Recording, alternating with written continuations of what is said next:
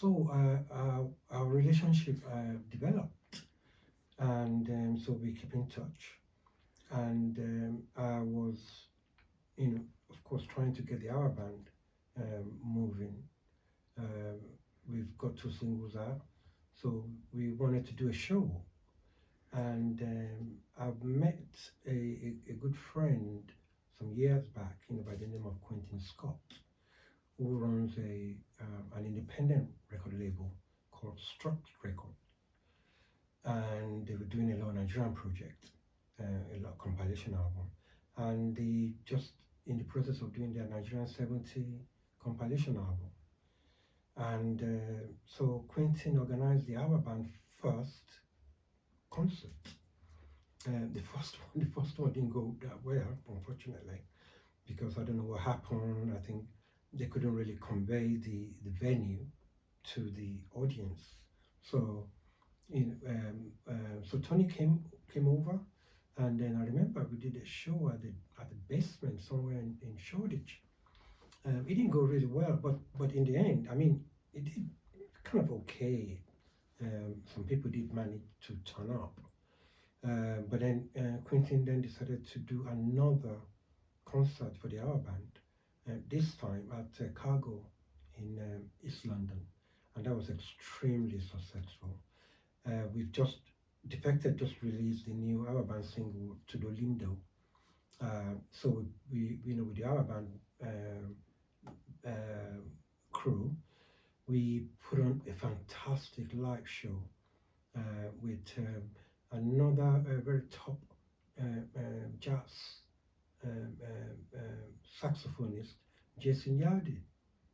He was quite renowned in the music scene and then we have people like Roberto Pla, who was a legend in the Latin scene, and of course Barbara led the whole band.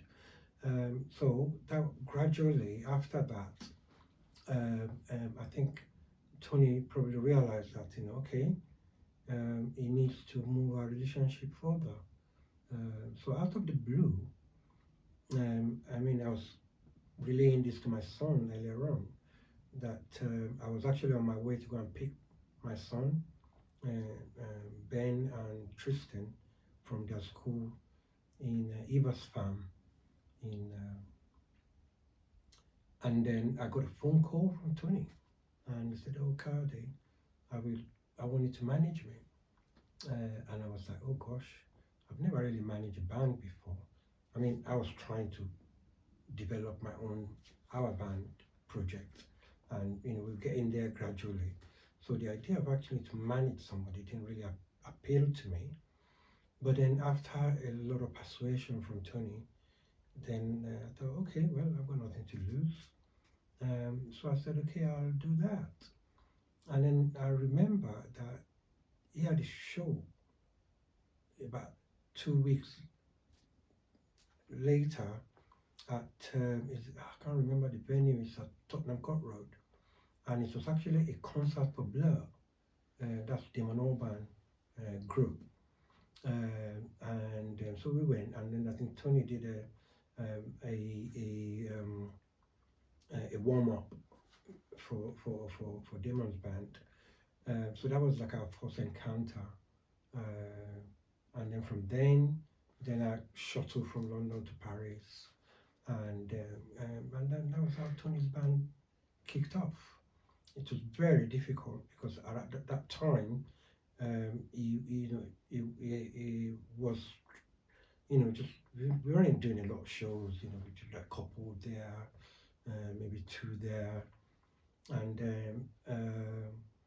so I find gradually I abandoned my own Hour Band project, and then I have to concentrate on managing Tony, and but then it developed into a productive project. Development just traveled to Nigeria to do his a project called, I think he had no name then, but then the project became The Good, the Bad, and the Queen.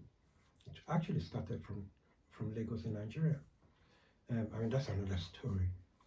And so after that, I went to Lagos with Tony to do another album project for Tony titled Lagos No Shaking for EMI Records, London.